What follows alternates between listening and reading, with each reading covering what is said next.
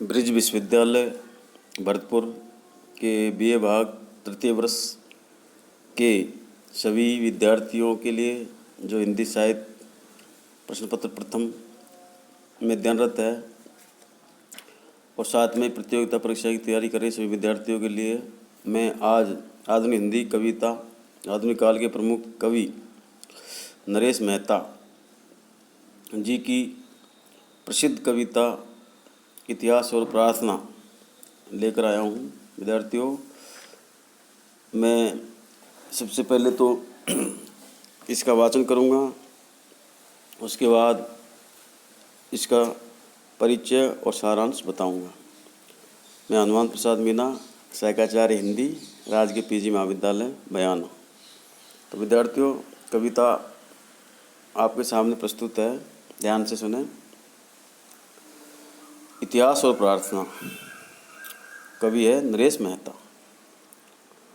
इतिहास किसी भाषा का नाम नहीं और न ही किसी उदात्त मानवीय संबंध का नाम। वह तो शक्ति के लिए किया गया नितांत अमानुषी रक्त स्नान है। प्रार्थना, हाँ प्रार्थना ही तो है, जो न केवल एकांत की बल्कि संपूर्ण स्वत्व की ऋषभ गांधार वाली पीपल भाषा है। समर्पण का एक ऐसा विचार जैसा कि कोई फूल होता है। फूल वनस्पति की स्वाहा वाणी है और प्रार्थना मनुष्य की। विद्यार्थियों, इस कविता में कवि ने इतिहास और प्रार्थना का अंतर बताने का प्रयास किया है, उनको परिभाषित करने का प्रयास किया है और ये एक श्रेष्ठ और प्रसिद्ध कविता है। आगे कवि कहता है, समर्पण का एक ऐसा विचार जैसा कि कोई फूल होता है। फूल वनस्पति की स्वाहा वाणी है और प्रार्थना मनुष्य की। इसीलिए प्रति इतिहास हो जाने का नाम नहीं, प्रति इतिहास यानी दूसरा, बल्कि इतिहास से सर्वथा उदासीन होकर वनस्पति हो जाने का नाम ही प्रार्थना है। क्षितिज इतिहास के सम्मुख झुके इन विवश मस्तकों में और प्रार्थना में विनत अकेले इस अश्वत्थ माथ में, अश्वत्थ यहाँ पीपल के पेड़ का नाम है, अकेले इस अश्वत्थ माथ में क्या कोई अंतर नहीं है? मनुष्यता के समूह कर दिए जाने में और व्यक्तित्व के अकेले हो उठने में क्या आग्रहों का अंतर नहीं है? आग्रह यानी तीव्र लालसा। किसी दिन प्रार्थना में झुकाकर देखना अपना भी माथ यानी मस्तिष्क, सिर, कि न केवल अकेलापन ही बल्कि समकालीनता से अपांगते होना क्या होता है। रक्त स्नान से कहीं अधिक दुर्वह है प्रार्थना का यह अग्नि अभिषेक। नारे के हथगोले को फेंकने से कहीं अधिक दुष्कर है किसी को प्रार्थना का फूल सौंपना। ये प्रार्थना का ही गुण है कि वह अपने देह से अपना स्वत्व तक वृक्ष छाल सा उतार कर किसी को भी दे सकती है, जबकि देने के नहीं अपहरण के व्याकरण का नाम इतिहास है। इसीलिए प्रति इतिहास हो जाने का नाम नहीं बल्कि इतिहास से सर्वथा अनासक्त होकर निर्भय हो जाने का नाम ही प्रार्थना है। जब समुद्र उड़ने के लिए आकुल होता है तब प्रति आकाश नहीं मेघ बनना होता है। जब सूर्य पृथ्वी के लिए विवल होता है तब पृथ्वी नहीं धूप बनना होता है। जब पर्वत यात्रा के लिए आतुर होता है तब प्रति यात्रा नहीं नदी बनना होता है।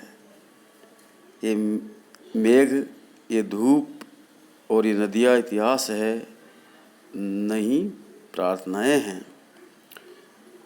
इतिहास का उत्तर प्रति इतिहास कभी नहीं होता, क्योंकि दोनों ही एक दूसरे की तरास है। तरास यानी मीन्स काट छाँट। एक प्रश्न है तो दूसरा केवल प्रति प्रश्न है, उत्तर भी नहीं। इतिहास सब कुछ सहन कर सकता है, अपने उत्तर को भी, परंतु अनुत्तर को नहीं, और अनुत्तरा तो केवल प्रार्थना है। इसीलिए प्रतिइतिहास हो जाने का नाम नहीं, बल्कि इतिहास के सर्वथा समानांतर होकर विनम्र रचना हो जाने का नाम ही प्रार्थना है। नारों की सबर भाषा वाला, सबर यानी सभ्य, नारों की सबर भाषा वाला इतिहास जुलूस प्रिय होता है। दे क्यों नहीं देते से ये राजमार्ग, और सूर्योदय से सूर्यास्त तक की ये समस्त मेदिनी, मेदिनी यानी पृथ्वी, देखते नहीं इतिहास की बर्बरता। जयकारों को सुनकर सारे पशु पक्षी भाग रहे हैं, बस्तियां तक वीरान हो गई है। देखते नहीं इतिहास की बर्बर जयकारों को सुनकर सारे पशु पक्षी भाग रहे हैं, बस्तियां तक वीरान हो गई है। और लोग क्या कहीं हैं, जानते क्यों नहीं कि आग और इतिहास की जय यात्राएं ऐसे ही गुजरा करती हैं। यह कोई प्रार्थना नहीं कि जैसे दूरवा भी, दूरवा यानी घास, निश्चिंत धूप की बांसी सा बजाए, बांसी यानी बंसी की तरह। इसीलिए प्रति इतिहास हो जाने का नाम नहीं, बल्कि इतिहास के कोलाहलों से सर्वथा पृथक होकर मानवीय विश्वास हो जाने का नाम ही प्रार्थना है। प्रार्थना के लिए नहीं, राजाज्ञाओं के लिए शिलालेख होते हैं। प्रार्थना तो विनय पत्रिका है, जो अनाम से अनाम व्यक्ति और घर के भोजपत्र पर मंत्रों सी अंकित हो जाती है। आज्ञा तो दूर, प्रार्थना संबोधन भी नहीं करती, वह तो मात्र प्रस्तुत होना जानती है, जैसे कि नदी नक्षत्र। इतिहास कभी नहीं समझ पाएगा कि यह सृष्टि किसी का आदेश नहीं, प्रस्तुति है।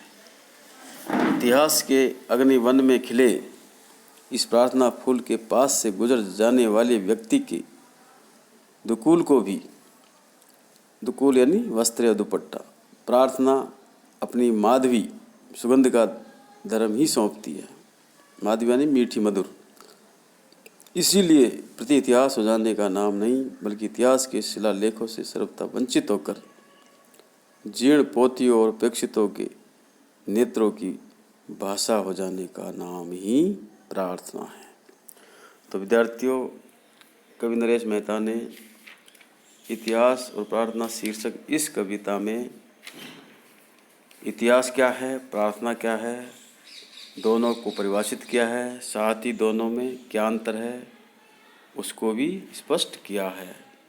तो इसी का मैं संक्षिप्त परिचय सारांश आपको बता रहा हूँ। वह इस प्रकार है विद्यार्थियों। इतिहास और प्रार्थना कविता नरेश मेहता की प्रसिद्ध एवं श्रेष्ठ कविता है। इस कविता में वे इतिहास को नई दृष्टि से परिभाषित करते हैं। उनके लिए इतिहास स्वयं एक प्रार्थना की तरह दिव्य और मानवीय है। वह घटनाओं का एकत्रीकरण मात्र न होकर एक चेतना का नाम है। इसमें कवि ने प्रार्थना के महत्व एवं प्रभाव आदि का सुंदर निरूपण किया है। इस कविता में कवि ने इतिहास को नए ढंग से परिभाषित कर उससे प्रार्थना का अंतर बताया है, अर्थात दोनों में क्या अंतर है। प्रार्थना के उदात्त मानवीय स्वरूप का निरूपण किया है। प्रार्थना में हृदयगत भावों की निर्मल अभिव्यक्ति होती है। इतिहास और प्रार्थना में अंतर बताते हुए इतिहास को क्रूर कर्मों का लेखा जोखा बताया गया है, जबकि प्रार्थना को श्रेष्ठ मानवीय कर्म बताया गया है। इतिहास में युद्ध, यात्राओं, विजयी घटनाओं एवं विध्वंस आदि का उल्लेख रहता है। अतीत की बर्बरता का लेखा जोखा भी इसमें रहता है, जबकि प्रार्थना में मानवीय विश्वास की भावना रहती है। यही इन दोनों में अंतर है। विद्यार्थियों, इस कविता में भावाव्यक्ति प्रखर एवं भावपूर्ण है। इसमें वैष्णव भावना स्पष्ट है, अर्थात कवि की वैष्णव भावना स्पष्ट दिखाई देती है। भाषा प्रतीकात्मक एवं भावपूर्ण है। शब्दावली तत्संप्रदान है, भावात्मक है। रूपक, परिकर, पुनरुक्ति प्रकाश, काव्यलिंग, अनुप्रास, आक्षेप, पर्यायोक्त, यमक, मानवीकरण आदि अलंकारों का प्रयोग किया गया है। और इस कविता में मुक्त छंद की तुकांतता द्रष्टव्य है।